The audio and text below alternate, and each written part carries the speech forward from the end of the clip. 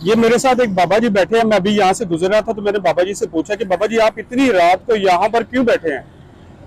तो बाबा जी ने जो मुझे बात बताई ना, तो यकीन करें कि मेरे रोंगटे खड़े हो गए और उस वक्त से मैं अपने जो इमोशन जो है ना बड़ी मुश्किल से काबू कर पाया कि इस उम्र में मतलब माँ बाप जो है वो घर में बैठते हैं, 60 65 साल इनकी उम्र है। बेटे ने घर से मार के धक्के दे के घर से निकाला इनको, और इनकी जो रहाइश है वो है डेरा गाजी खां में ये रहते हैं, और बेटे ने धक्के दे के इनको घर से उस वक्त इस उम्र में बाहर निकाल दिया। क्यों?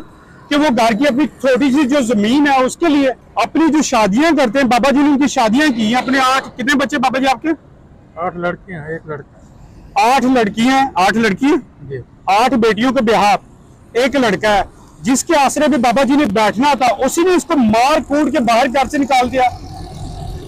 लानत है ऐसी औलाद के ऊपर। मैं 1000 दफा कहता हूँ कि लानत ऐसी औलाद के ऊपर जो इस तरह के माँ बाप को बाहर धक्के दे के निकाल देते हैं। घर में छोटी छोटी बातें होती है, लेकिन ऐसा नहीं होता कि अपनी बहू के पीछे या अपनी बेगमों के पीछे लग के अपने घरों से बाहर निकाल दें।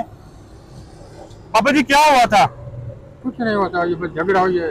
वो बोलता है काम करो, मुझे आपको इस उम्र में कहते हैं कि आप काम करें? जी इस उम्र। अच्छा अब मेरे से काम तो नहीं होता।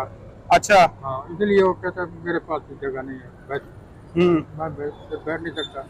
मैं दमे का मरीज हूँ, अगर मैं अपनी दवाई तो करनी है, खाना भी खाना है, कहाँ से लाऊंगा?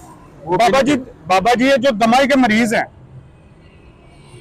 अच्छा, कितने अरसे से बाबा जी यहाँ पर बैठ रहे हैं? मुझे 8 9 साल हो गए।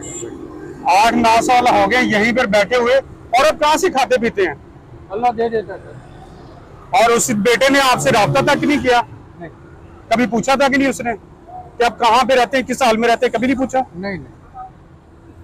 तो कैसे गुजर बसर होता है? कौन दे के जाता है? बहुत अल्लाह की मखलूक देने वाले सर। अल्लाह पाक के बहुत सारे नेक बंदे हैं जो ऐसे लोगों का ख्याल रखते हैं। और यकीन करें कि अभी अपने खुद के इस मुल्क में रहते हुए अपने माली हालात बताए ना, तो मैं कहता हूँ कि अल्लाह पाक अगर मुझे इतना ज्यादा देता ना, तो मैं शायद ऐसे कोई लोग रहने ही ना देता।